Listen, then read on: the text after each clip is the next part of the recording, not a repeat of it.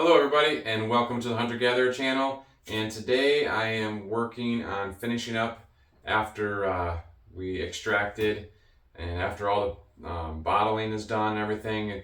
There's still some work to be done, so we put the boxes back on the bees and we still have wax to deal with.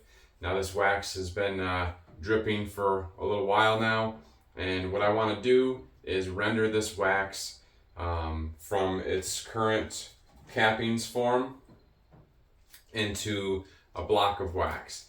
So what I've done before, and you can check out the video up here, one of my favorite ways to do it is to use like some nylons or women's stockings or whatever, and I'll shove the fairly dry wax down into one of the legs and tie a knot in the top, and then I'll put that in my turkey roaster with some water, and that'll melt it all down, and all of the bee parts and all of the dirt and other things stay inside the nylons, and the wax comes out.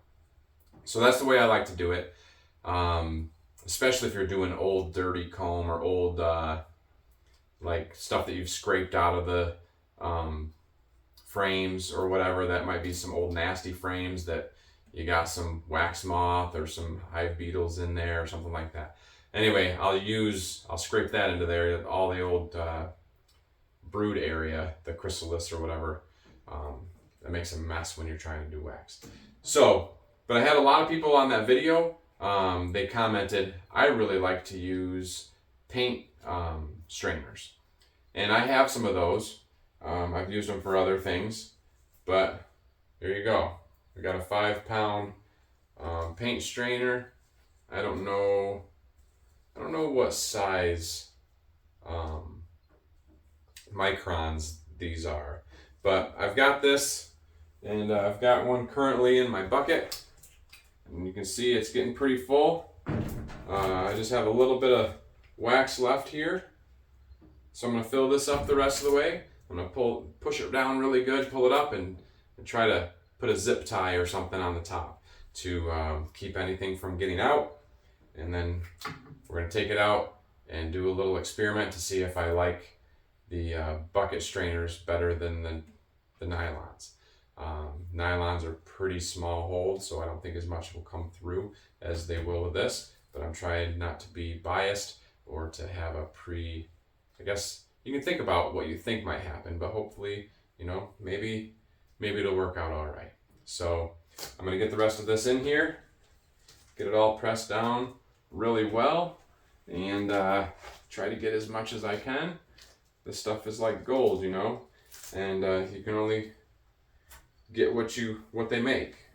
I can't reproduce this stuff. So anyhow, we're going to go out into the shop in a little bit to melt this down and see what we end up with.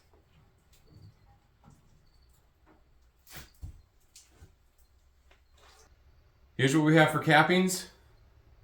Not sure how much there is in there, but it's quite a bit. Still a little bit of honey, but it feels about like maybe 6 pounds or so. We got the turkey roaster ready to go, and I got her cranked up to 450 right up on high, and then we're gonna fill some water in here, let that water boil, and it'll melt the wax just like in the last video from last year. And I'm putting a little over a gallon in there because the more water, the faster it'll boil or melt, in my mind anyways. I'm going to put the lid on so the heat stays in. It's about 45 out right now, and it's fall. Happy fall, y'all, they say. Put the lid on it and let it work its magic in there. We'll come back when it's all melted down and see what stays in the bucket strainer, and then we'll pour it into another bucket and let it sit in there overnight, let it harden, and maybe not overnight, we'll see, probably overnight. And then we'll pour out the liquid and see what our block looks like.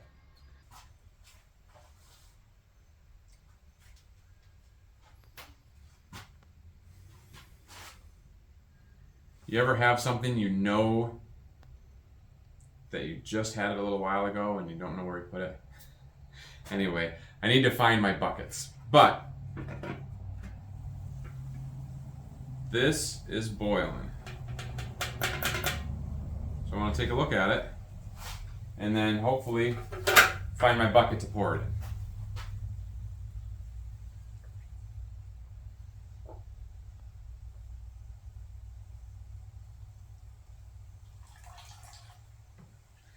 We got our sludge, or whatever you want to call it. Slum gum, some people call it, whatever else. Anyhow, it's definitely held a bunch of the stuff that you would have to be skimming out of there. And here I am with a new shirt on and thinking, how can I don't know if you know this, but if I go to pour this into that, it's just gonna turn into solid wax. So you need to heat this up first. Let that heat up, and this is starting to cool down a little bit already. I'm just gonna kind of set it in my screen here once everything gets heated.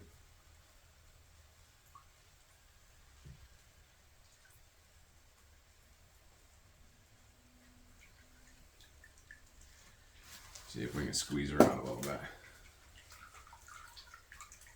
Well, my spoon needed to be heated too.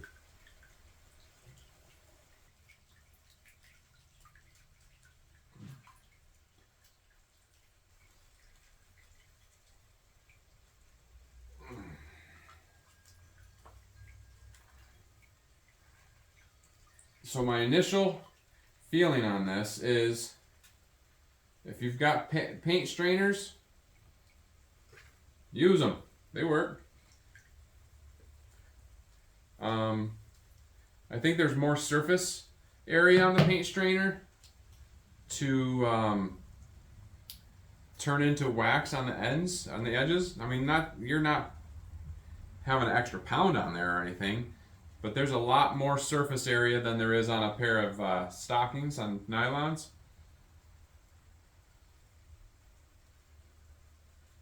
But it does the same thing. So if you have it, use it. If you don't want to go to the store, you guys, it's like maybe buying other products that your wife might need, or maybe you don't have a wife, and they're like, what do you need those for, dude? Anyhow, you can tell them, oh, I need it for beeswax, and they'll be like, yeah, right. Anyhow, you could get your wife to buy some stockings, leggings, nylons, tights, whatever you want to call them. I guess not tights. But, or maybe she wears them and gets a hole in them. You're like, don't throw those away, babe. Those will work for me. She might have questions too. Anyhow, this works. I think I would go the other route if I had to make a choice. So, all right, we got to get this in a bucket, and I gotta find the bucket.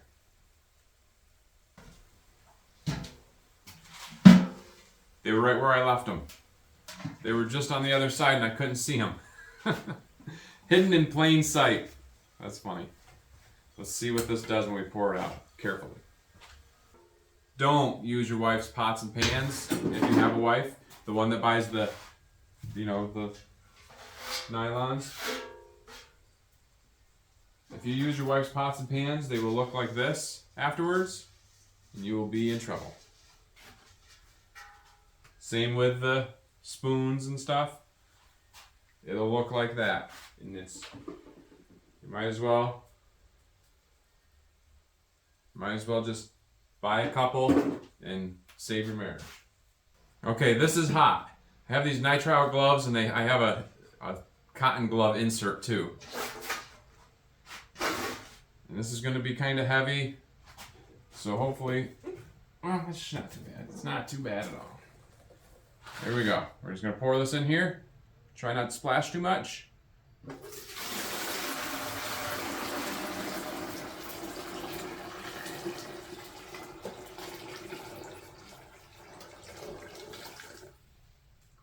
There it is. I did get a little bit on my plastic here, which is an old shower curtain. Poured it down the side just a little bit. It'll clean up. I'm gonna let that sit in there and harden, and then hopefully we'll be able to crack it out of there when once it's cool. But it'll be tomorrow at some point. So it's the next morning. Everything's cooled down. We've got a solid block of wax in here. We want to pour out the water that's in there. Everything's separated. The wax floats to the top, hardens, and everything else stays below. So we'll go out there and get this poured out, and then maybe scrape some of the bottom of this block. And then we're going to need to render it down a couple more times to clean it up a little bit. Now, I don't know what happened or how it did it, but a lot of times when I do this, I gotta bang the wax out of there, and today it's pretty loose in there, so that's pretty nice.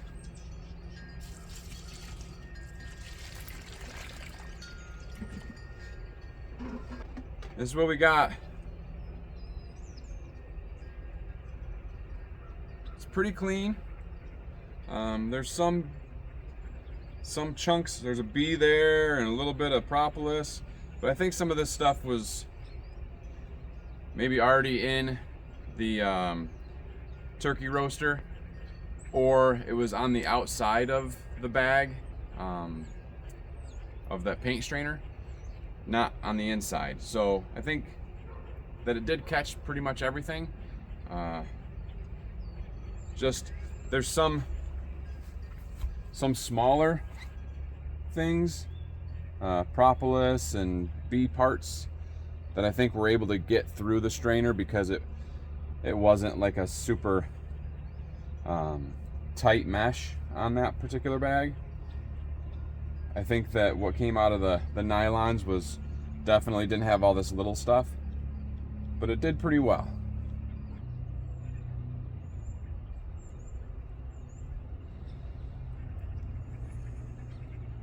Like I said earlier, had a lot of comments that said, hey, try paint strainers, so I wanted to give it a shot. You can see there's a lot of wax still on here. I'm probably gonna put some clean water in there and boil this down again and try to get that wrung out a little bit better. Try to get a little bit more wax out of it. And then I'm gonna melt this down, render it down a couple more times to get it to clean up a little bit. My conclusion is, if you have these bags, if you have a paint strainer already, or if it's easier for you to get, or you feel more comfortable buying those at like a Lowe's or a Home Depot instead of walking through Walmart and buying nylons, then use these by all means. I would say they're about 95, let's see here, 95%, I don't know, I'm not that scientific with it, 96% effective, efficient.